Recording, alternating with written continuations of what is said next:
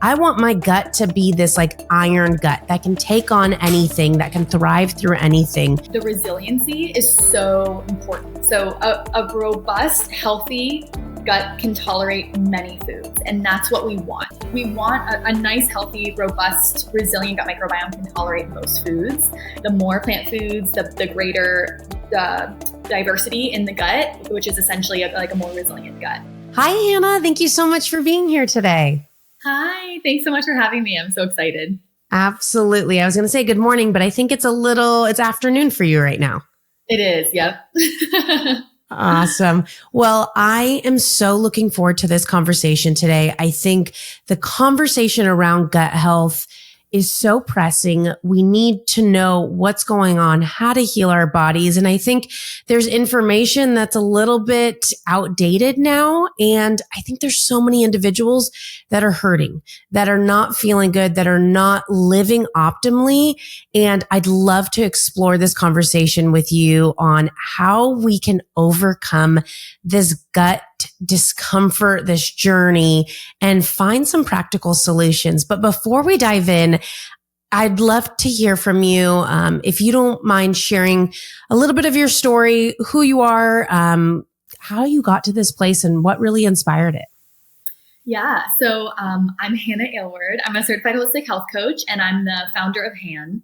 And at HAN, we really help women overcome chronic digestive issues, especially when they feel like they've tried all of the things, right? Maybe they've gotten testing done and it's all come back normal, but they feel the farthest thing from normal.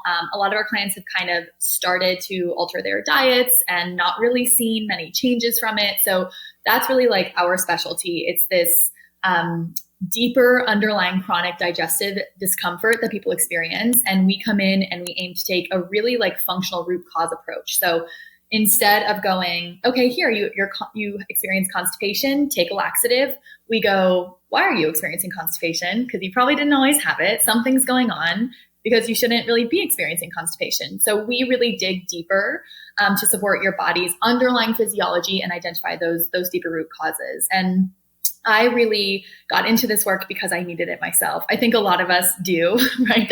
We get into this because like we needed the help and couldn't find it. So that's really my story. I struggled with chronic digestive issues for years without much improvement and a lot of help. So I really like developed our signature programs to get people answers and to get myself answers truly. So I was someone that like, I ate really healthy, I exercised, I was young. Everyone was like, I don't get it. Like, what's going on, and nothing. I was still dealing with looking 6 months pregnant with belly bloating, and just like, all I wanted to do was be able to go out with my girlfriends and wear my high-waisted black jeans, and I was just like, what is going on? So I would like start to skip meals because I was like, I just want to be able to go out on a Friday night with my girls, and I was eating gluten-free. I was eating dairy-free. I didn't eat any fast food. I ate like super quote unquote clean.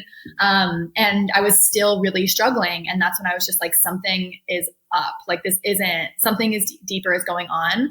After of course, feeling like I was like losing my mind or broken for many years because that tends to happen too. So yeah, that's really why I kind of got into all of this.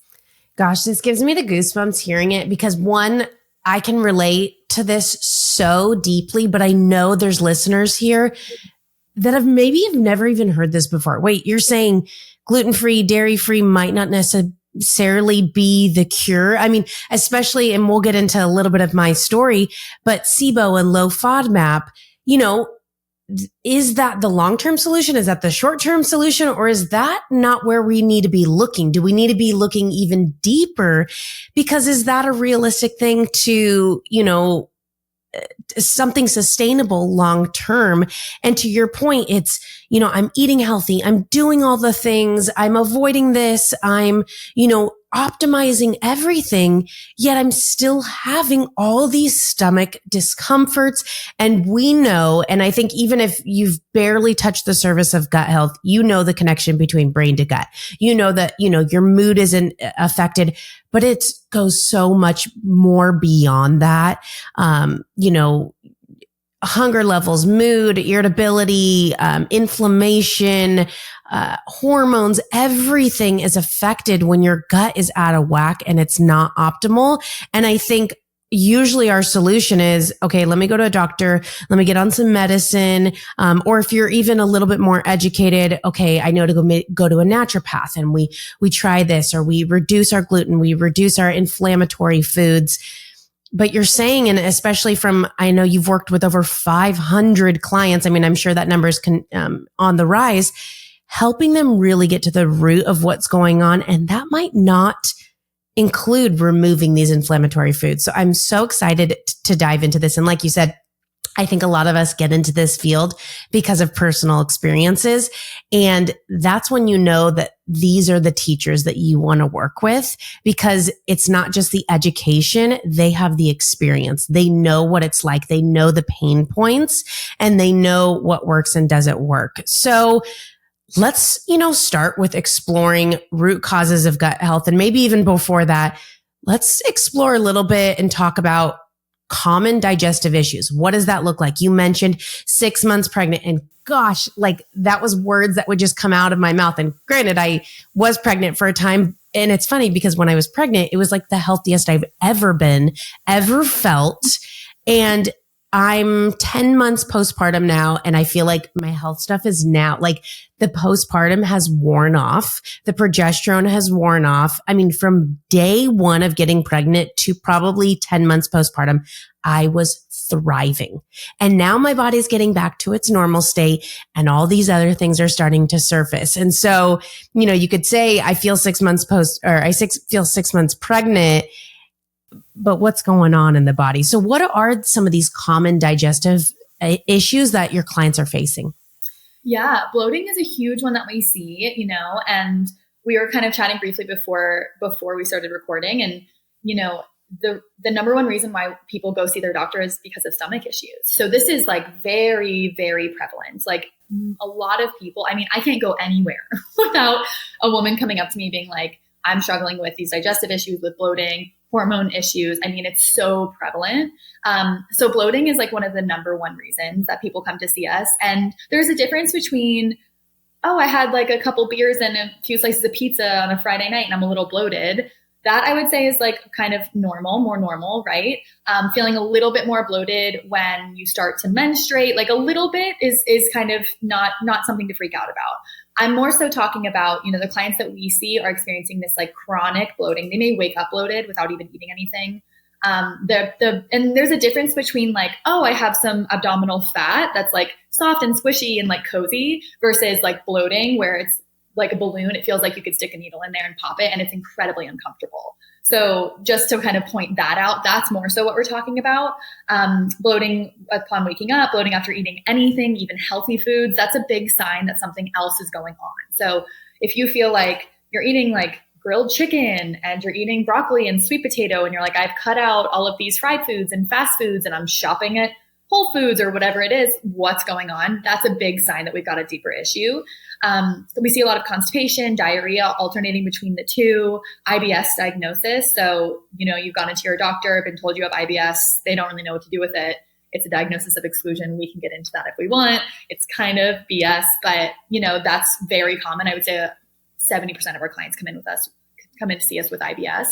And then food sensitivities and reactions. So feeling like you're reacting to lots of foods. Maybe it started with one food. You're like, I can't really do dairy. And then all of a sudden you're like, I can't do dairy and I can't do apples or broccoli or onions or garlic or this food, this random food, mango.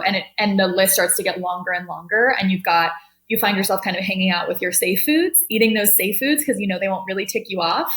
That's what we see. And then the final thing kind of being, I mean, the list could really go on and on because we help people with so many symptoms, but feeling like those safe foods, you eat a food, you have a bowl of oatmeal for breakfast on a Monday and you feel fine. And then you have it on Tuesday and you're bloated and you don't know what's going on. So when you start reacting differently to the same food, it's not a food thing. It's a deeper underlying gut issue. So those are some of the most common symptoms along with like low energy. I mean, those go hand in hand, like really low energy, always exhausted, skin issues, acne, eczema, hormonal imbalances. I mean, the gut is the center of everything. So yeah, that's kind of what we see the most.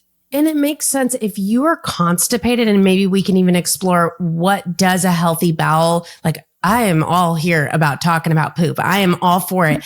But if you are constipated, you are not excreting this waste and these toxins. If you're not sweating, I go to workout classes and I have friends that are like, I'm just not a sweater. And I'm like, girl, you got to find a way to sweat. We need to get this out of your system because toxins have to be excreted through, whether that's odor, stool, through sweat. A lot of times people show it through their skin. And so if you are getting that acne or rosacea or any sort of skin disturbances, and maybe you're also constipated, that's also an indicator that we need to get something going on. You should have glowing skin. Like you said, there's a one-off, but our bodies are trying to tell us something, and removing all these foods isn't the answer. And I think in turn, especially if you are doing all the right things. I mean, I was raw vegan for 6 months. I was vegan for 3 years plus. I came back to it.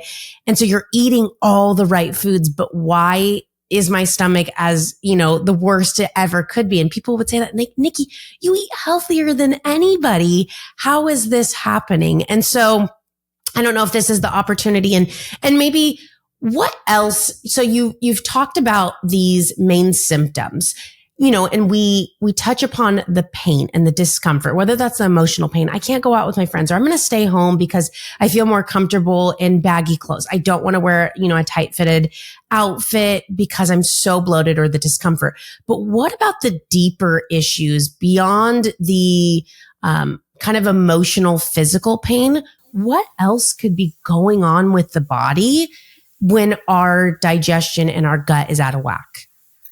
Oh my gosh, so much. So different gut bacterial imbalances could be present. Like if we're talking about the more physical imbalances, we could have gut dysbiosis, which is just kind of a fancy word for saying an imbalance in your gut bacteria. So we have our gut microbiome. The microbiome is a real trendy kind of word these days. And what that is really just an ecosystem of microorganisms that exist within the gut. And when I say the gut, I mean really your overall GI tract. But a lot of people are kind of referencing the large intestine, colon, because that's where the majority of our microorganisms reside. We also have some in the small intestine and stomach and all of that. But just for anyone who's like, what even is the gut? What does this even mean? We're kind of usually talking about small intestine, large intestine, and then where we want those probiotics to go, if you've ever taken a probiotic, is the large intestine. So that's what you're hoping for, right? So we have this entire environment, really ecosystem of microorganisms. And when it gets out of balance, we start to develop symptoms. That is a huge overgeneralization, just a high level abridged version. But bacterial imbalances, so we can have overgrowths of kind of dysbiotic, opportunistic bacteria. We can have undergrowths of good supportive gut bacteria, which honestly we're seeing a lot of in our clients right now. So we used to see lots of overgrowths, and we're still definitely seeing that, but we're also seeing lots of undergrowths. And I was just chatting with my team about it, and I was like, what do we think is going on? And they were like, I think this is really the result of low diversity in the diet for years, right? Growing up on processed foods, growing up with less fresh food and all of that. And now we're kind of seeing that in adults, along with chronic antibiotic use and all of that. So kind of just wiping out the microbiome. So that was interesting. We're always picking up patterns in clients, and we work with so many clients each year, so we can kind of see what are we seeing, what's coming through, which I think is really cool, because it's one thing to go, oh, I read this study and this helps this. And it's another thing to go, this is what we're really seeing in the population in our clients. So yeah, gut dysbiosis. We can also have a fungal overgrowth. So inside of that microbiome, we have bacteria, we have fungi or yeast, we have parasites, we have archaea. These are all really naturally occurring until they get out of whack, right? Once again, overgeneralization. But when we have that fungal overgrowth, lots of symptoms. When we have a parasitic infection, lots of symptoms. It doesn't matter what you eat. It's not going to feel so good. So I really like to talk about this stuff, not to overcomplicate it, because so many of the health foundations come back to eating real food, getting enough sleep, getting sunlight, those basics. You can't overlook those basics. But I like to really talk about this more kind of high level stuff, because what I see is women pulling out lots of foods. Like, we're very quick to diet. We're very quick to just like restrict. And then they don't actually feel better. And then their relationship to food just goes kind of off the deep end. And that was me. And I don't like to see that. So I really like to emphasize that if you feel like you're eating really healthy and you're doing all these things and something's still wrong, don't take more foods out of your diet. Like, there's so much else that could be underneath it all contributing to this. And once we kind of attack that, we'll get you feeling a lot better. I love that you mentioned that. And you know what I think about, because I tend to speak to a certain audience, but I have to remember not everybody eats like me, lives like me. I'll do push-ups on the side. I'll eat, kale and broccoli for breakfast and with my apple cider vinegar. And I try to optimize as much, but not everybody is like that. However, to your point, most people who are probably listening to a podcast are pretty conscious. Mm-hmm. They are aware of what they're putting in their body. I would guess they shop at a Sprouts, a Whole Foods, maybe even an Air One. They're pretty conscious. They are probably this individual who is trying to make all these changes and they're not feeling optimally. So I think, yes, there is a part to talk about that lay audience. I don't know if it's safe to say that I don't know if they're necessarily the ones listening, the majority listening to shows like this, but I think it's these individuals who are removing these foods, mm-hmm. who are trying and, trying all these different things, doing intermittent fasting, doing all these different techniques, removing the gluten, removing the dairy, and they're not feeling good. And you mentioned a few things that I absolutely love, talking about the microbiome. And it's not necessarily a distinction in these two, but there's a problem with the undergrowth of the good bacteria and the overgrowth of the bad bacteria, because what is it? We're made of I think it's like 98% bacteria or something insane. Like, we are more bacteria than we are human. Yep. And so it's so important to make sure that we have that balance. And I'm even reading new research that there's the good and there's the bad, but we also need some of the bad. And I haven't explored that too much, but I've read a little bit about that. And even to your point of, we need this diversity. And one thing that I'm trying right now is increasing my vegetable diversity. I think we should strive for 30 vegetables a week. And I'm like, can I even think of 30 vegetables off of the top of my head? And having that diversity of food instead of limiting as much as we can. And trust me, I did low FODMAP for 4 months. I've done keto, gluten-free. I've done all these things. And so now, how do we include, because I feel like that makes us more resilient. If we have to remove all these things and we have to be so sensitive, I can't have this, I can't have this, I can't have this. I don't know. Are we going to survive the apocalypse or the Hunger Games? We need to be as resilient as we can. I want my gut to be this iron gut that can take on anything, that can thrive through anything. So kind of, what is the next step that you would work with a client? They're coming to you and they're saying, I'm having these gut issues, and I don't know if we want to pull in and talk about some of my personal things, and we can even explore, let's pull back the curtain of what's going on, at the root level. Mm-hmm. Yeah. And I just want to say first, the resiliency is so important. So a robust, healthy gut can tolerate many foods, and that's what we want. So when we're working with a client, our goal is always to be able to get them to be able to tolerate as many foods as possible with as little pain as possible, because we really shouldn't have to live on just a small handful of foods. So I just want to really emphasize that for everyone, because that's a clear sign that something's going on. And I think, once again, we're kind of just so used to managing our symptoms. So it's okay, I'll just eat these 10 foods, whatever.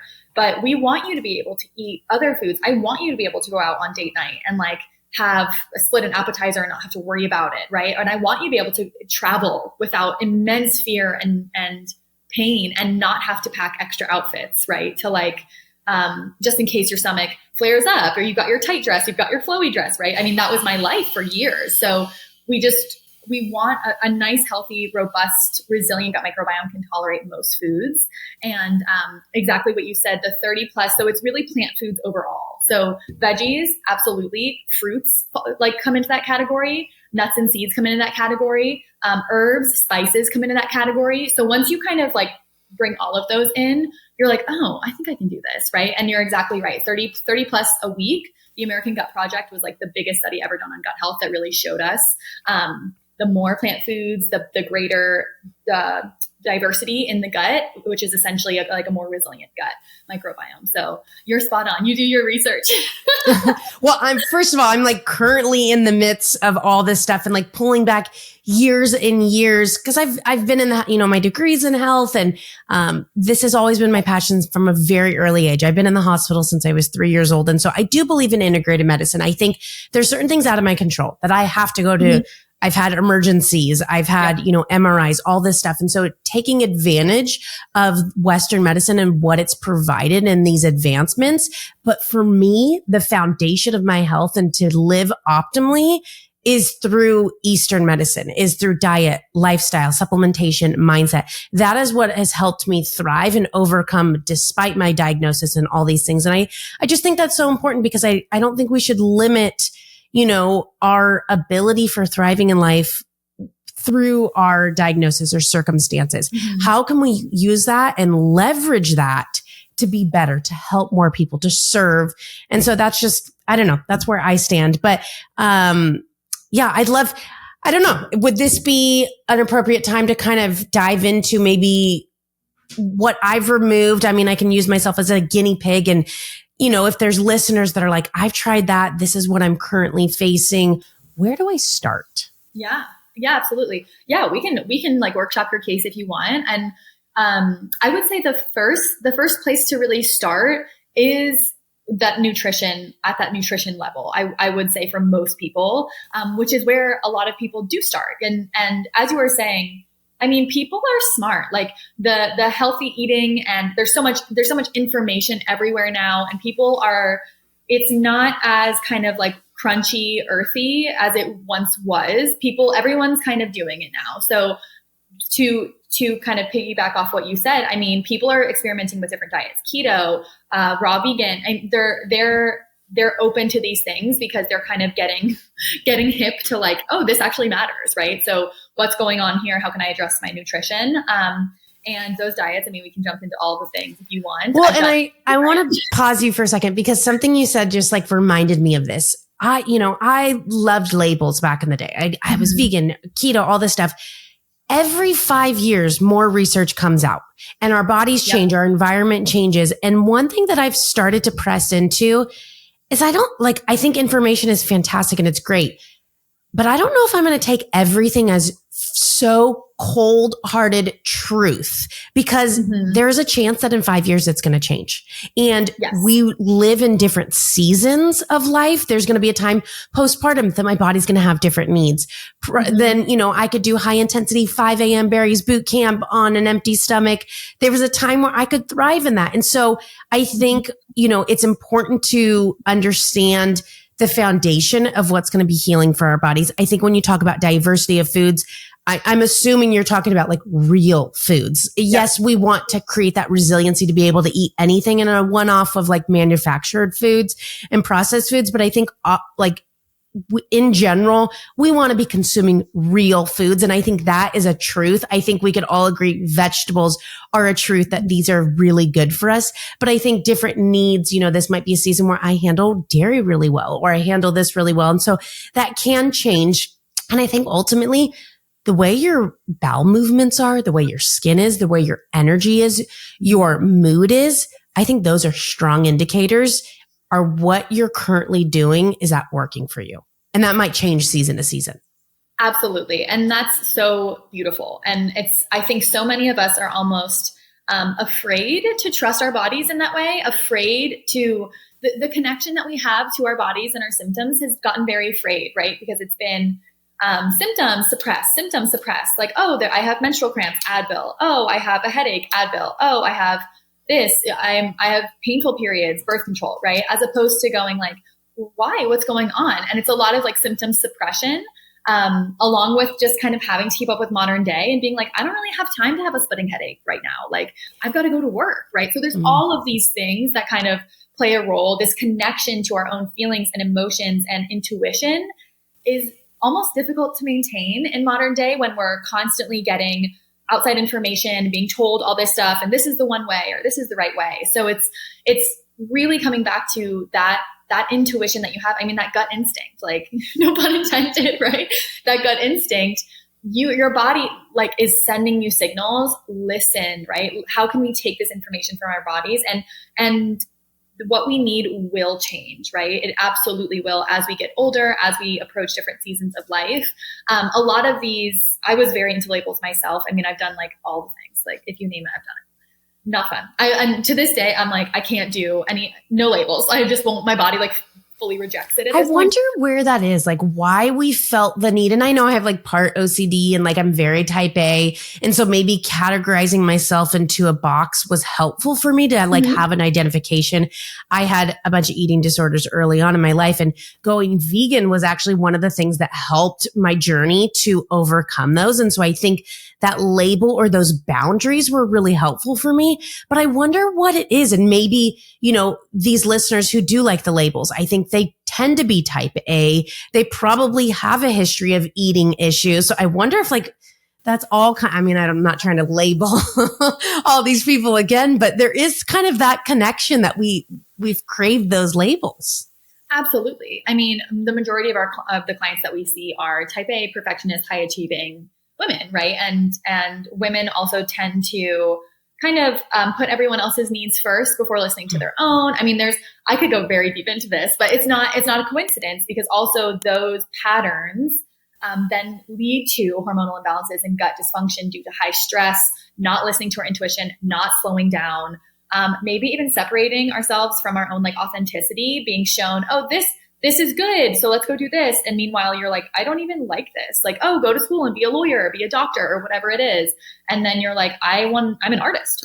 So there's so much that could be brought into this conversation. I mean, through this work, I really try to lead women back to themselves, come home to themselves, learn to trust themselves, and learn that they know what's best for them. We're here to guide them. Absolutely. We study the science and all of that stuff. We're experts, sure, but you're the expert in your own body because you live in your body. But yes, I think these labels help us feel like we're on the right track, like help us to feel like, okay, if I follow this, then I'm good enough. And we can just dive into childhood trauma with that. Totally. Oh, and you know what, I would love to have you back on, and we can even explore that, like specifically gut health with women and trauma and the connection between those.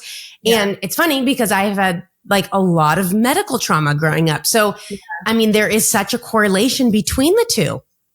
Yes. Yeah, absolutely. And it's, I think, so many of us want to be good enough. And what can we do in order to be good enough? If we follow something exactly, if we feel like these labels, well, I'm doing this or whatever it is, and we can follow that, then we're doing something right, as opposed to being like the trust underneath it all of, oh, today I kind of need some more carbs. And tomorrow I think I might need some more protein. And the next day, I mean, that takes a level of like trusting yourself, which a lot of people don't, and that's like some of my biggest work in this lifetime, I feel. How can I trust myself more? But especially like we're inundated with information where we go into an office and a man, usually in a white coat, says, this is what's wrong. And we go, okay, take this with no explanation. We go, okay, we don't even know. Right. So it's like, and a lot of women are also completely invalidated. And this is why I really got into this work, was because I was hearing the same thing over and over from women going, oh, my doctor told me I was just stressed. He said I was just anxious. He said I was actually fine. He said this was a normal part of getting older. And I'm like, absolutely not. No, it's not. I will not. Like, that's when I really stand on my soapbox and I'm like ready to scream it from the rooftops, because I am so sick of people being invalidated, but especially women being invalidated and their pain being minimized and their discomfort being minimized and told that it's in their head. I'm like, it's not. Like, stress doesn't stay stress. Stress physiologically influences the body and then will lead to things like SIBO, dysbiosis, hormonal imbalances. So we've got to look at both, right? It's never totally. And I think to even piggyback what you said, I think there's part of like, we need to step back. We need to slow down the amount of stimulation of what we're consuming. There is a conscious approach where I think, we can hear, do this, but we also have to take initiative. And we also, I mean, like, there's something like with my faith that, he can't without us we can't without him. He won't without us. My point being was, yes, there is information that we need the right stuff told to us, but we also have to act on it. If we know, if we're having all these issues, but we're going on walks, listening, and I know this is a podcast, but listening to podcasts or taking in an audiobook or driving and having music on, and we're never without our phone. We're never without stimulation. If we are also like trying to skip over the hard stuff and not wanting to change that stuff, things won't change. So there is a role we have to play where we have to make those changes. And I do think that is a huge conversation on stimulation. And I think having this silence and solitude is so important. I live in Orange County. And I lived in LA for the last 10 years. It is such a busy go, go, go. And we know that, and we're in that environment, but we also have to be accountable, and we also have to deliberately put the pause on certain things. We have to drive in silence. We have to stop consuming so much. And so I think there is a play on both, that we are in an environment that makes it difficult to do that. But also if we want change, we have to take action. And so I think both are at play in there. Absolutely. There's a big difference. I say this to my community a lot. There's a big difference between understanding something intellectually and integrating it and embodying it, right? That's the hard part. The hard part is really showing up and doing it when your brain goes, oh, maybe not today. Oh, I'm kind of tired today. Oh, there's resistance here. Whenever we're creating anything new, starting a new habit, the brain goes, well, is it worth it? We can just stay doing what we're doing, even if it's not really supporting us. So that taking the information and actually applying the information and embodying that's the real work, right? We can listen to all the podcasts that we want. We can listen to, and I love podcasts deeply. But there's a big difference there. And with our clients, I will literally sometimes say, your homework is to go and stare at the wall. Mm-hmm. No phone, 5 minutes, put a timer on so and your nervous system can relax. No TV on, no laptop, no phone, no iPad, no audiobook, just go stare at the wall. When was the last time you actually did that? Years ago, right? Yeah. I love that so much. I love that. And that's when, a lot of individuals and clients that I've worked with in the past, they get their panic attacks usually at night when they're laying in bed, because it's the first time in the entire day that they're not having stimulation. And chances are they probably have a TV in the room and they're putting, a TV on so that they don't even have to deal with that underlying quiet and all the stuff that starts surfacing up. So I think we can have so many conversations and dive into that. I don't know if we want to kind of go into some of your approaches when you have that client, or if we want to use me as a guinea pig to figure out, okay, here are some of the symptoms. This is what I'm doing. Where do we even begin? Yeah. So when we work with a client, we call it looking under the hood. So we do like to run testing. We use functional stool testing in our practice to identify what's actually going on here. Because a lot of the symptoms, bloating, constipation, diarrhea, food reactions, acne, they have similarities when it comes to you can have the same symptoms with different underlying root causes. So testing really helps us to identify what's actually going on. You could have bloating from candida overgrowth. You could have bloating from a parasite. You could have bloating from low stomach acid or SIBO. So it's kind of, when people are like, how do I get rid of bloating? I'm like, well, this is a much bigger question, really. So we do utilize testing to help us get some data with what's really present. That helps clue us into, is there a bacterial issue? Is there a fungal issue?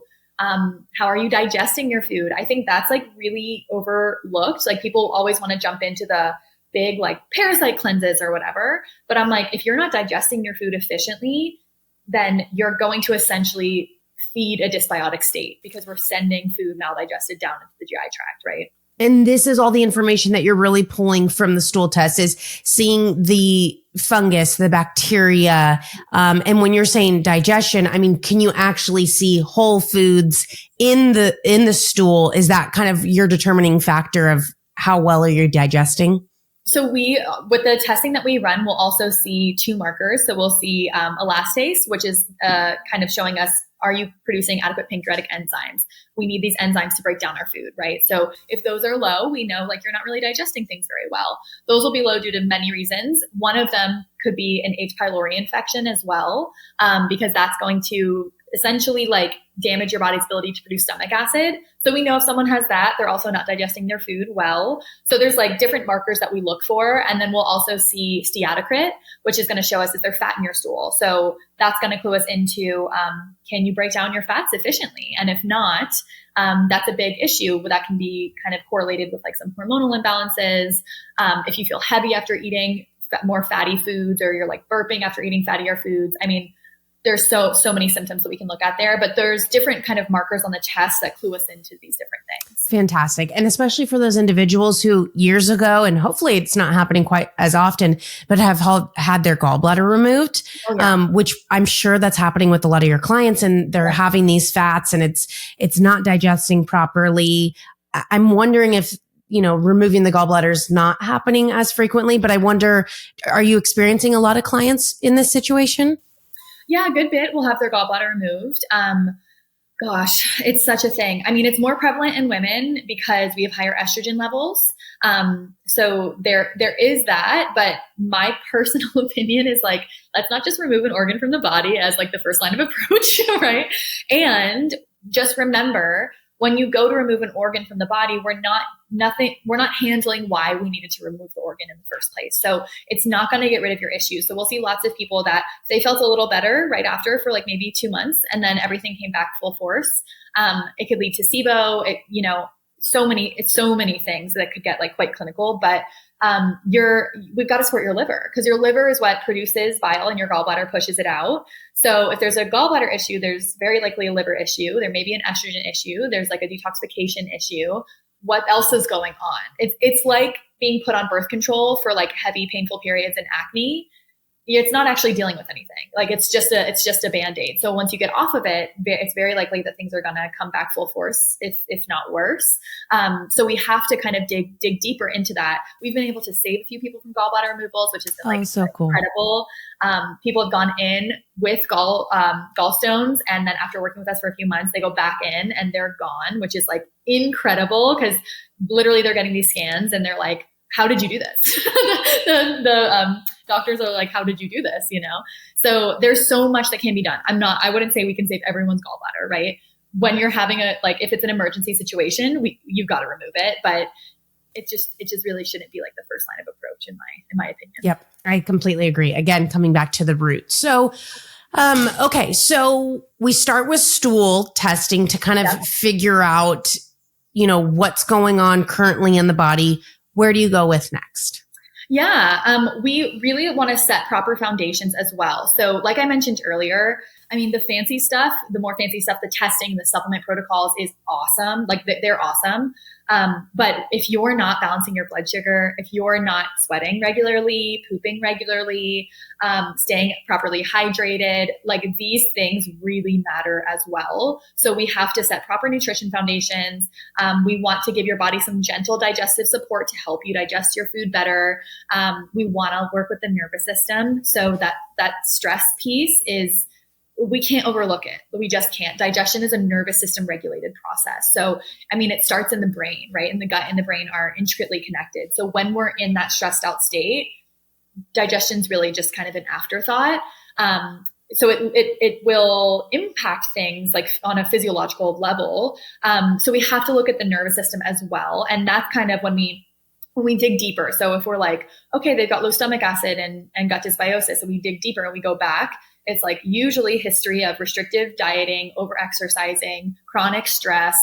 That's then leading to this place where they are now. So the dysbiosis is that the root cause? Yes. But like, what's the root cause of that? It's this years of all of this other stuff that we've been putting our bodies under. So we want to address all of this. And then we also work to kind of increase and work with mineral status, because minerals play a huge role in our overall health. So we're taking a look at all of these things, setting these foundations, then we're going into testing. And then from testing, we build out customized protocols to kind of address everything that we find in the testing. So it's really like a functional medicine approach to repairing the gut. However, when you learn it, like my team has gone through the advanced functional medicine training and all of that, it's kind of just, they say like remove the bacteria and replace with good bacteria and repair the gut lining and all of that, which is what we do essentially, but it's very nuanced. So it's not as simple as that, which is why maybe if you've tried that, you're like, okay, I've taken the probiotic, I took L-glutamine, like what's the deal? Just know there's really so much more. And the testing allows for deep customization here too. So we really build out these customized protocols and then kind of tweak them as we work with our clients while supporting the body's underlying physiology. So supporting optimal like progesterone production, supporting estrogen detoxification, supporting balanced blood sugar levels, liver detox. So we specialize in gut health, but we're going to work on everything. Well, because all of that is influencing what's going on with the gut. And gosh, you landed on so many things that I want to pull apart. And it sounds like there's a foundation. We need to address nutrition. And this is even before the customization. There's some basic foundational principles that need to be in place, as we get closer to this deeper testing and customization for the individual. But nutrition, certain supplements, especially to like ease the current symptoms, I'm assuming, nervous system regulation, minerals, which I love that you discussed this because I think we focus so much on vitamins and we put these words together, vitamins and minerals, but I don't think enough people understand minerals, what they're doing in the body and why it's so important. So I love that you discussed that. And then that deeper testing to lead to a customized roadmap because everybody is so unique. I mean, I could have the same gut microbiome, which I'm assuming is pretty rare, but the fact that I've had trauma versus somebody else, and I mean, probably everybody has experienced trauma in some sort or another, but even that difference is going to result to a different customized plan and protocol. And even what I've done in the past as far as what I've removed in the past versus, all of that is going to tweak the end game plan for an individual. Yes, absolutely. And this is, I think there's so much value in working with someone through this process and getting a customized approach. And I don't say that because we do this work, like work with us, work with someone else that knows what they're doing. I just want you to actually understand what's going on in your body. So when I was struggling for so many years, I read all of the articles. I listened to everything. I bought all of the supplements, like hundreds, thousands of dollars on supplements. But I never really had like a plan for me. So you can buy probiotics, you can eat fermented foods, you can eat more fiber, right? But for someone that has SIBO, probiotics may make you feel worse. For someone that has histamine producing bacteria, probiotics may make you feel worse, or fermented foods may make you feel worse. So it can get like collagen. You're like, I actually feel awful after I eat collagen, but it's good for my gut, right? Well, you may have a histamine issue. So there's so much nuance in it. We can essentially take your timeline of like, okay, buying all the things, I'm buying all the things, I'm trying everything. And we can just compress it because we can go, this is what you actually need right now. And it goes back to what we were talking about earlier. What my gut needs right now may be different from what my gut needed 10 years ago. Now I can tolerate way more. I essentially have no digestive issues. Back then I had all the digestive issues. I couldn't tolerate much. So there's the customization piece is just like, it's the bread and butter. So true. And we are a supplement company. I work for a supplement company. I've worked even prior. I've been with LifeSeasons for probably 9 years now, but I worked in Whole Foods and I was a vitamin buyer. Like this has been my world.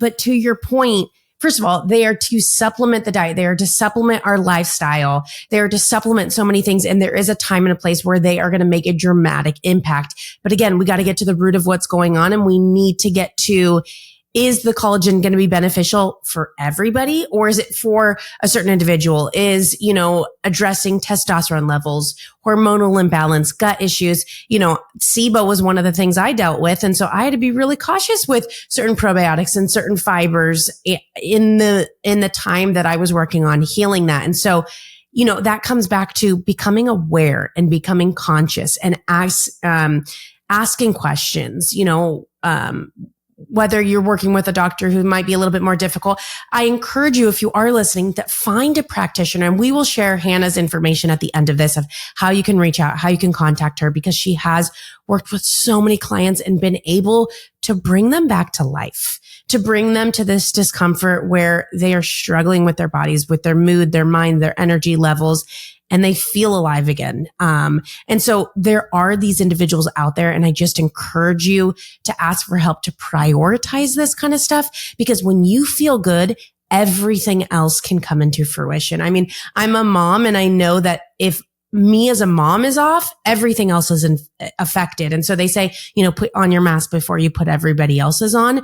And I know that, naturopathic doctors and deeper testing isn't always the most cost effective, but if you prioritize this, everything else is going to fit into place. Absolutely. And obviously I care a lot about it because this is like what I've dedicated my life to, and it feels very much my purpose. But at the end of the day, like, this is your life we're talking about. Like, this is how you show up every single day. What you experience every single day. Are these symptoms allowing you to live this like free, connected, authentic, joyful life, or are they hindering that? And a lot of our clients come in and they're like, I don't even feel like myself anymore. And that's when we get messages that are like, I feel like myself again, I'm in tears, and it just never gets old. Like, the transformations never get old. I almost threw out all these clothes and now I can wear them. Like, I was able to go out and go for ice cream with my mom for the first time in 10 years. I mean, these things are like, they're just life-changing for me and them. Like, they're changing my life as much as the clients.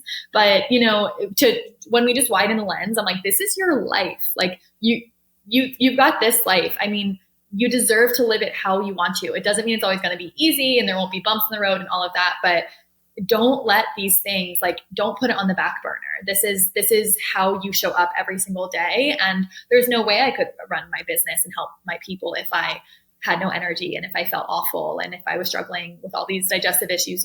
Like, it takes courage and confidence and energy and vibrancy to be able to do those things. And everyone has their own version of that, so don't let it hold you back. And you're not broken. And I want to make that very clear. Like, you're not broken. I was very convinced that, this was just going to be my life. I would always have to struggle. I would always have to bring my own food places. I would always have to micromanage everything and travel with like 20 supplements. And I was always the girl who could I was never going to have an easy relationship to food. That was kind of my story. And I can tell you right now, and I share my story to inspire people, is that I don't worry about it anymore. I mean, I travel with like a handful of supplements for like upkeep. I can eat almost anything that I want. I still maintain a very healthy diet, but because that's important, but I can wear the slinky black dress if I want to. I mean, your life is on the other side of it. So it will change your life, and it's well worth it. I love that you shared that. And I think that's going to give hope for a lot of us that are listening, that are currently in the midst of this discomfort. So I'd love to kind of turn the page and pull back the layers. I'm happy to be the guinea pig of what's going on. And, we'll get in the nitty gritty and talk poop and all that kind of stuff. So if you're a little squeamish with that, you can turn off.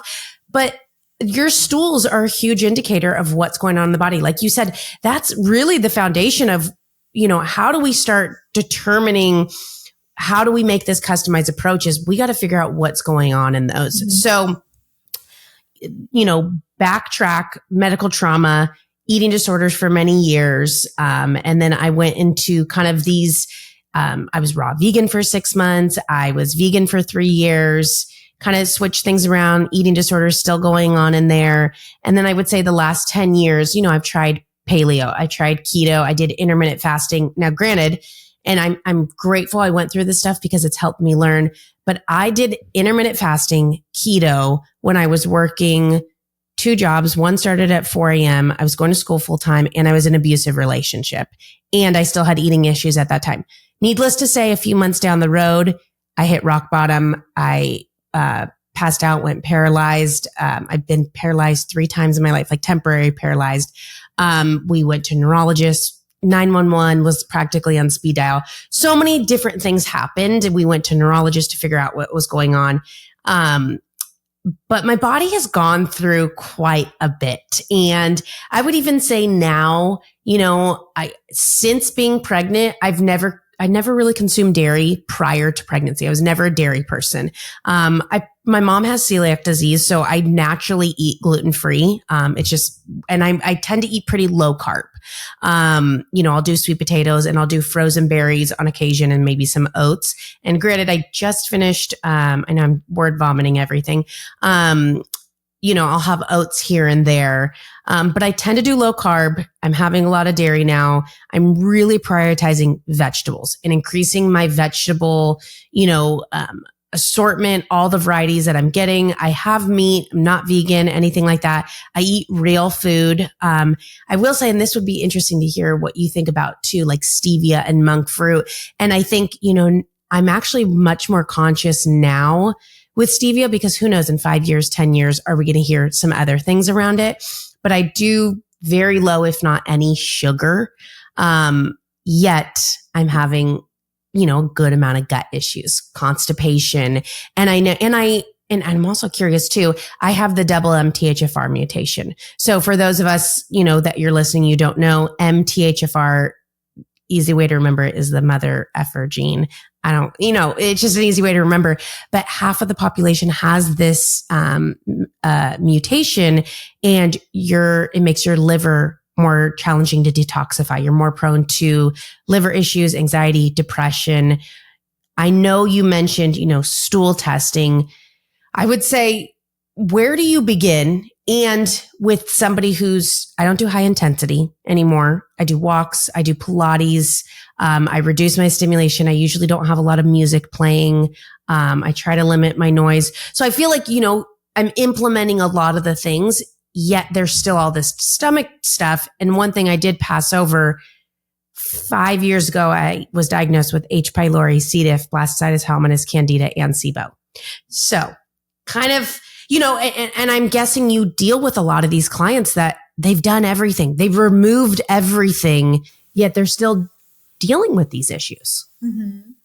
Yeah, absolutely. I mean, that's a lot to find in in a gut case. So I would be curious as to if you got rid of all of that, and it's pretty common for when someone gets pregnant, their symptoms go away. They'll be like, oh, I'm actually my digestion's fine, because your immune system is playing a role there. So it's very common. So when digestive issues are very bad, they get pregnant, everything's better. And then afterwards, it all comes back. That's not abnormal. Because so do we just keep getting pregnant? Yeah. Totally kidding. And no, we want to address all of that. And so I would be kind of wondering what caused the SIBO? I mean, H. pylori and a parasitic infection can contribute to the SIBO. Also sounds like history. When we have a history of disordered eating, we are at a higher risk for these functional gastrointestinal issues. I want to say the stat is 90 to 95% of people that have a history with disordered eating develop gut issues, essentially. So don't quote me on that stat. I would have to look it up. But that's something interesting that we hear all this information, but I feel like I don't hear that correlation often, that all these individuals, and maybe you do because you're submersed in the gut healing world. I mean, are you hearing enough conversations about that connection between disordered eating and gut issues? In the community, no. I talk about it because I would say I probably could have been diagnosed with an eating disorder years ago. And it was just it was just being fed, right? So it's then I was reacting to the foods, and then I was more restrictive, and then I would stop eating. So it was, but my relationship to food was very bad, for many years. I started dieting when I was 12, so there's a lot there. And that is part of the reason why I got into all this work too. I would say I don't really hear the conversation in the community happening too much, but our clients, they're under eating. We have to get everyone eating more. They're not hitting their protein needs. They're not eating enough carbs. I mean, we'll see clients come into us and they will have worked with a functional medicine doctor who's told them to eat 45 grams of carbs a day or something, which is absolutely not enough, especially for a menstruating female. It's just so many people are chronically under eating, but we've been inundated with all this messaging, right? Count your almonds, all of this. I mean, I used to count out 12 almonds, So, which is not even an adequate snack in the slightest. Well, and we know now that it's not calories in versus calories out, because you have to consider the hormonal impact on the body. If it was just calories in versus calories out, we'd all have optimal size bodies. If it was that simple. And you see all these individuals, and I used to be in the bodybuilding world, who counted their macros and they were able to achieve this physical body. But let's look internal. Let's look at the mood. Let's look at our digestive system. And I know I'm not like picture perfect in this very moment of what's going on, but we have to look more than just the external. You know, how are they presenting through their emotions, through their energy? Is that an indicator of health or, dysbiosis? Right. I mean, so much there.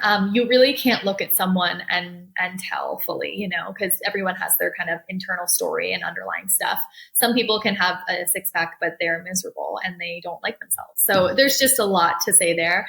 And in general, say, is there more? I don't know if this is like when you see those like really lean, low body fat percentage, I would say it's maybe not safe to assume. Maybe I'm going a little bit too drastic. But there's a high probability if you're very low body fat, there is a lot of internal things going on that's not optimal. Yeah. I mean, when I was my thinnest at I would say my worst, I couldn't sleep through the night and I lost my period for 2 years. And it was really scary. So that's my story. I think I'm not really here to shame anyone's body. Some people are naturally very thin and then they're healthy and that's great. And some people naturally carry a little bit more weight on them and they feel healthy and great. It's like we run a very body neutral practice unless someone comes in and is like, I want to lose 20 pounds, which is pretty rare. We don't really even talk about it. We want you to feel good. I want you to have high libido. I want you to have a lot of energy. I want you to be able to sleep through the night. I want you to be able to digest a lot of things. So that's what those are signs that you're doing well. Do you have a good body temperature, versus what you look like? And if you feel like you have to eat in very strict guidelines or in a very refined way in order to maintain your weight, then maybe you could use an extra 5 pounds. It's it depends on what's most important to you. But I'm looking to see, are you ovulating? Do you get your cycle at the same time? Is there consistency there? Is that healthy? How's your PMS? How's your energy? There's just so much more that goes into it. I would say in general, if we're looking at very low body fat, I'm like, are you even menstruating? But for some people, that's kind of how they're built, and that's cool. I mean, I'm in a thin body. I've always been in a thin body. I've been underweight, and I've had a bit more weight on my body, and with that came different symptoms at each thing. So it's very dependent on who you are. Yeah, no, that makes sense, and I'm glad you mentioned that and kind of clarified. It comes back to how are you feeling? Absolutely. Do you feel like you're optimally? Do you feel like things could be better? Yes. Yeah. If you feel like you have a six pack, but you're exhausted and you stopped menstruating, okay, it's not working.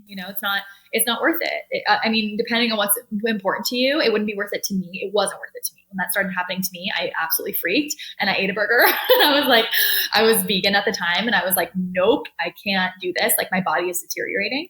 And yeah, so it really comes down to how are you feeling? How are your thoughts? How are you thinking about yourself? How are you talking to yourself? There's so many other kind of markers for health.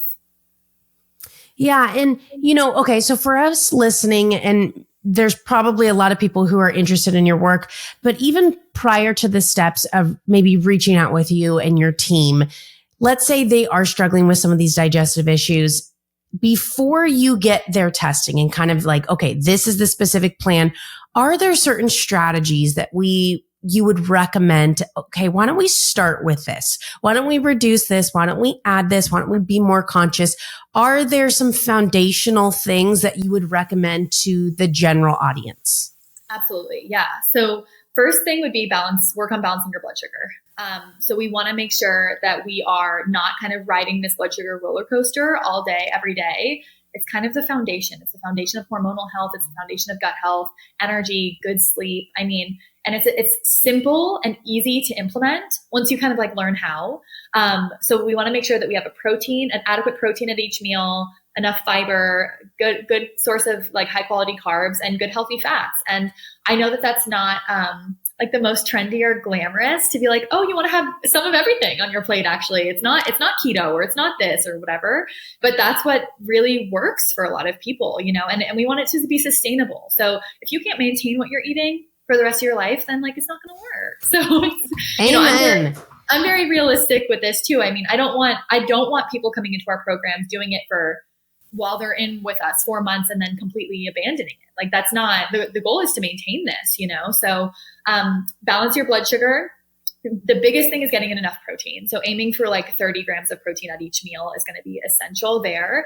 It's going to feel like a lot to some of you listening. You're going to be like, oh my gosh, when I really think about it, I'm eating like 50 grams of protein per day, you know? So that's huge. Protein is like the most kind of effective at balancing our blood sugar. And then the other kind of, I mean, this could be a whole podcast really, but the other thing to kind of take note of is just when you're eating carbohydrates, there's nothing wrong with carbohydrates. Our bodies need carbohydrates. Pair them with protein, pair them with a fat. Don't eat like quote unquote naked carbs. So if you're just eating crackers, they're going to hit your body differently than if you're eating it with avocado, or you're eating it with almond butter, or you're eating it with like cottage cheese or something like that. You want to pair it with something. And if you start doing that and you aim for 30 grams of protein at each meal, you're going to start to feel better. I mean, like and it starts to happen pretty quick for a lot of people. We'll get messages within 2 weeks and people are like, oh my gosh, my sleep is better. I'm so much more energized. Like, I'm not exhausted. I'm not falling asleep at 2 p.m. So that's an incredible foundation to start with.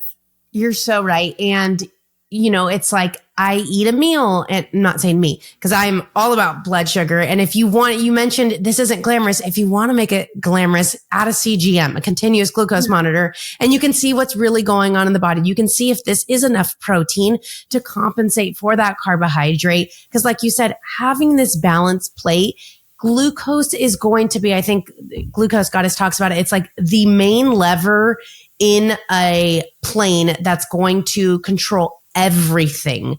It's, you are the pilot, you are the passenger, you are control of everything. And our blood sugar is at the root of that. If we can balance and modulate our blood sugar, everything else is going to be affected. You're not hungry an hour after, you're not craving sugar, you're not irritable, you're not tired, you're not, you know, craving all these different things. So I love that you talk about that. And our previous season of the podcast is all on blood sugar. So it's such an important thing. So that I love that. That is not only a foundational thing, that's the first thing that you bring up. So I love that so much. What else would you address to listeners would be another thing to include? Yeah. Take a look at your stress, you know, how do you feel like you are running on stress hormones day in and day out? Like, you've got kind of an underlying frantic energy about you. You have a hard time. Meditating is very hard. You can't do it. Your brain doesn't work that way. Like, these are some signs that you're existing in that kind of fight or flight response. You have no downtime. You have no alone time. You're always stimulated, right? Going back to kind of what we were speaking about earlier, taking a look at these things. Are you used to running on stress hormones? Because we have to take a look at that. The irony is that running on stress hormones feels really good until it doesn't. So it actually feels very good because you're running on cortisol and adrenaline, which is like, you're focused in, you're here, you can run away quickly. Like, this is why people feel really good intermittent fasting at first. And then a few months pass and they just crash, and then they can't sleep through the night and their anxiety gets really bad. Usually when we're running on stress hormones, we can almost think clearer until eventually the body takes a hit. So we want to kind of check in, like, do I feel like rested and relaxed and safe throughout my day? Or do I feel frantic, like I'm always running behind, like it's go, go, go, like I have no time for me? And listen, I get it. Like, I'm not acting like I'm perfect in this at all. It's something that I'm constantly checking, especially being a business owner and all of that. I mean, it's nonstop. I can't imagine being a mother as well. Someone help me when that happens. Shout out to all the moms that do it all. I really have so much respect, but we've got to take a look at the nervous system, you know? So asking yourself some of those questions is a good place to start. And then bringing in 5 to 10 minutes of your day, prioritizing it as much as you prioritize everything else to regulate your nervous system, whether it's through breath work, meditation, journaling isn't exactly the same, but it can be very helpful. Walking outside, prayer, whatever it is to really like ground you down, calm your nervous system, help you feel connected to something bigger, and help you feel safe. That could be the number one, honestly. I love that you mentioned that. And I think this might be one of the most challenging ones for individuals listening, especially if you're type A, because you go. And if you are the breadwinner, it's like, this is what sustains our life. I got to produce, and maybe you even connect it with, success with worth. And that's a whole other conversation. But finding opportunities, let's take baby steps. If you really struggle with finding quiet and you're like, I absolutely cannot go to 20 minutes of meditation, baby steps. Maybe it's, I'm going to go for a walk with my dogs at the end of the day, and I'm not going to listen to a podcast. If I'm taking the kids to their sports, I'm not going to play music. Finding small windows where you can pull back that stimulation, even if it's difficult.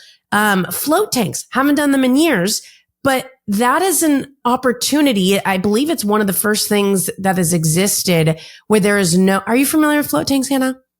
Okay. So it's one of the things that exists that does not have any sort of external stimulation. You are in this like egg-shaped pod. The door closes. You can have it open if you're like panicked about that. I think for a while I had it cracked open, but it's completely pitch black. You're in warm water that's the same temperature of your skin. So you don't know where your skin ends and the water begins.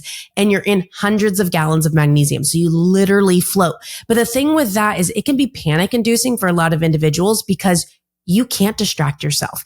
And becoming conscious of, why can I not sit in the bathroom without my phone? Why can I, learning to start monotasking instead of multitasking? Can we make a meal without watching a YouTube video? Start challenging yourself in these little pockets. It doesn't mean you have to go from being a successful entrepreneur with 3 kids running this household, house is clean, to now becoming like a monk.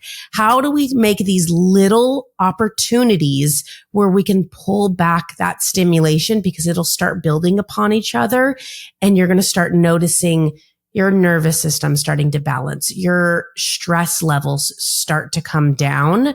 And like you mentioned, this is really the beginning. This is such an influencing factor of your gut, of so many health issues. We have to start regulating that nervous system, because unfortunately we are running from too many lions and wolves minute by minute. And that's not how it should be. And maybe that's even a conversation on boundaries. A lot of people don't know how to turn their work off, especially a lot of us working from home. I think there's so many different avenues that we can explore in the nervous system regulatory conversation. Yeah. It's like, how can I create more peace and ease for myself? It's minimizing the kind of external stuff, and then also helping to support my body to handle more of that. So I like to talk about stress resiliency and nervous system resiliency, because stress isn't going to go away. Life is kind of stressful, right? Whether we have everything good in our household, there's the economy and there's the this and then that. There's always something. We get a bad phone call. We cannot control it all. So how can we minimize the kind of input, turn off the TV, not open the phone up for the first hour of waking up, say no to the event that you don't really even want to go to, you're going to because you feel like you have to or you should. Minimize there, and then also bring in these supportive habits so we can better regulate in these moments, right? Because when we kind of practice getting our nervous system to that place, we can just better handle everything. So a lot of us will say, oh, I don't have the time for it. But the irony is that when you take the 10 minutes, it's as if time slows down, because you can think clearer. You create more time when you're calm versus oh my gosh, I'm trying to do this, I'm trying to do this, I'm trying to do this. And you're not even really getting anything done, So it's kind of a balance there, and minimizing the stress on your body. And that goes back to blood sugar regulation and mineral status and decreasing gut inflammation and all of that, because it's really just like a bucket. It's how can we keep it from overflowing? How can we minimize the stressors that we're experiencing? And those are mental and emotional, they're physical, they're environmental. It's a big conversation that I talk about with my clients. Yeah. Absolutely. And I think a huge way to determine, are you finding this sweet spot, is Are you being busy or are you being productive? Mm-hmm. Because to your point, if there's so much going on in our head, we're just staying busy, but we're not actually moving the needle further with whatever we're trying to work on. But if we are calm, we can actually focus on the task and get it done from start to finish in a much more efficient time. Absolutely. Yeah. And this stuff is ingrained. I mean, like, I am the queen of being busy. Let me tell you, it's all I know. I've always been busy. I've been busy my whole life because I watched my mom be busy her whole life. So it's like, this stuff is ingrained. These patterns are ingrained. And so I'm once again, like, I like to be very realistic and transparent with my community. Like, it's not like I'm just floating over here and I have it all figured out. Like, it's a constant thing. I have the awareness, and there will be days where I wake up and I'm like, oh, here we are again, Hannah. Like, we're on the edge. We're on the edge of getting too tired, getting too stressed. Like, what do we need to do? Block off the calendar. I haven't been meditating, whatever it is. So it's a journey. It's a constant, like, coming back to self and honoring your own needs for the rest of our lives. And you mentioned a key word that I think is so crucial is awareness. Yeah. If we are living so ignorant to what's going on in our bodies, what's going on in our lives, and we're just letting life kind of control us, we're not in control. And so when you can start becoming aware of what your body needs in this moment, in this season, in this week, that's where you can start seeing things change. Like you said, you can, take a week off of work so that you can come back to equilibrium, so that you can help your body thrive, so that you can be more productive and help more people down the road instead of just living in this cortisol fight or flight state.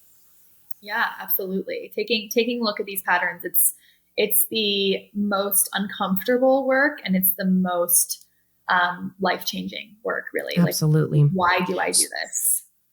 Yeah. So we've spoken nutrition, nervous system regulation, any other key components that you would say that this would be a really good place to start even prior to doing stool testing? Yeah, I would say that diversity piece. So really opening up the diversity in your diet. We spoke about blood sugar, but also, can we make sure that we're getting exposure to many different fibers and plant foods? That's going to be key. Getting in lots of different polyphenols. When the gut loves polyphenols and prebiotics. So when you're kind of increasing diversity, that's automatically going to bring some of that in. So you can just think, next time you go to the store, like, get a veggie you never buy, grab a fruit you never buy. That's a very easy way. Use fresh herbs and spices, like put ginger in your smoothie, throw mint in your smoothie, like add oregano to your roasted veggies. It can be easy, just like adding more things in before we start to go removing a bunch of things. But yeah, when we think of polyphenols, we think of like, someone on my team always says foods that stain. So think of foods that, like, they're going to stain your counter, going to stain your cutting board, like beets and pomegranate and things like that. Turmeric, these foods are really rich in polyphenols, and your gut loves polyphenols. So that's another great place to start, where you can just add these things into your diet. Fantastic. I love that. And that foods that stain, I think that's something that'll stick out clear in somebody's mind. All right. Yeah. When we're at the grocery store, we're going to find those things. Hannah, what's a typical breakfast for you? Oh, great. Great question. I love a smoothie. So we have the hand morning power smoothie. That just includes protein and fiber and fat, and good carbs from fruits and things like that. That's kind of my go-to. Or if it's really cold, I'll do, eggs, avocado, a piece of gluten-free toast, spinach, arugula. I love arugula. I'm obsessed with arugula. Bitter greens are fabulous for your digestion. So bitter foods overall. So it's like, I'll do 2 to 3 eggs, because you need to get in adequate protein. And I love my coffee. So, I'm not taking that out. So I enjoy it with my coffee, and I'll put collagen in my coffee to kind of amp up my protein a bit more, because 2 eggs is really not enough protein for us. So I'll do 2 eggs to 3 eggs, add in some collagen, maybe black beans on the side to get in some good soluble fiber, arugula, avocado, piece of toast. Super easy, super simple, delicious. I mean, I could just eat it over and over again. Yep. Perfect. I love that you mentioned the egg conversation, because I've talked with so many individuals. They're like, I had 1 egg or I had 2 eggs. And it's like, we need to optimize for, especially for breakfast, at least 30 grams of protein. And I believe one egg is about seven grams or 8 grams of protein. So we need to be upping that. If you're doing 2 eggs, then I'm sure hoping you're adding in some bacon or some other sources of protein, whether that's your collagen in your coffee as well. Fantastic. Love that. And I'd love to kind of wrap this up with a little bit pulling upon the minerals. Why are minerals important and how do we start implementing them into our diet? Yeah. So minerals we could get really into it and get very complex with it.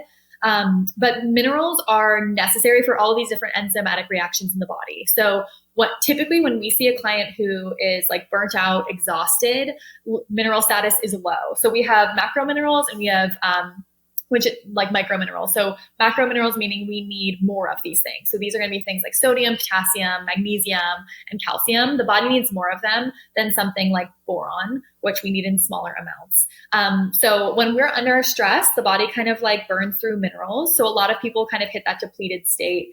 Our adrenals need sodium. Our nervous system needs magnesium. So does like everything else in the body needs magnesium. We need it for everything. And it's very difficult to get enough magnesium from our diet. So almost guaranteed that you need supplementation. Most people are deficient. And once again, like we could get really complex with it, but the overarching view is that we need these things to kind of kick off these different reactions in the body. Sodium we need, like I said, for adrenal health, for stomach acid production. So when people are really low, we'll run into different issues there. Magnesium, like I said, needed for everything: liver detoxification, nervous system support, gut health. The list goes on and on. Potassium we need to help sensitize the cell to thyroid hormone, to support peristalsis, like the movement of food through the GI tract. And it's just hard to get enough of this stuff if we're not really paying attention.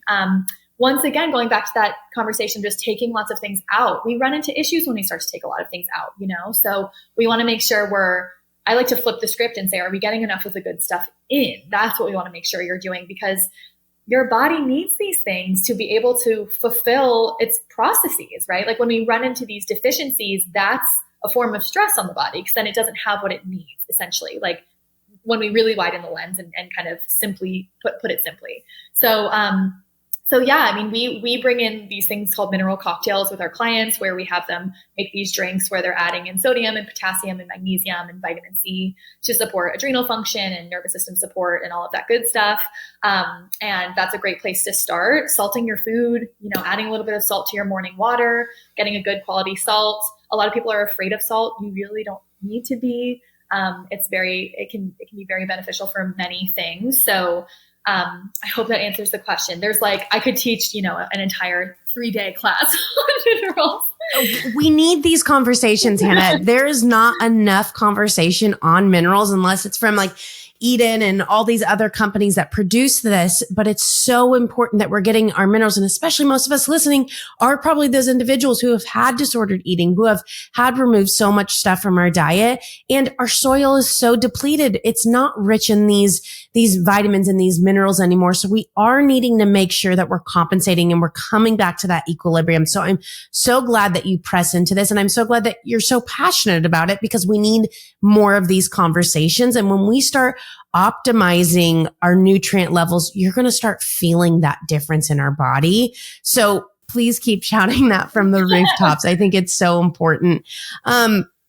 Anything else that you feel like, for those of us who are listening and are struggling with these digestive issues, we feel lost. We feel like we've removed everything, that we're doing everything right, yet we feel so uncomfortable. Anything else that you would add in that you'd like to leave with them? The biggest thing that I can share with them is, I know you may feel like you've tried everything and there's no progress and there's no hope. And I just want to reassure you that there's always a way. There's always something that can be done.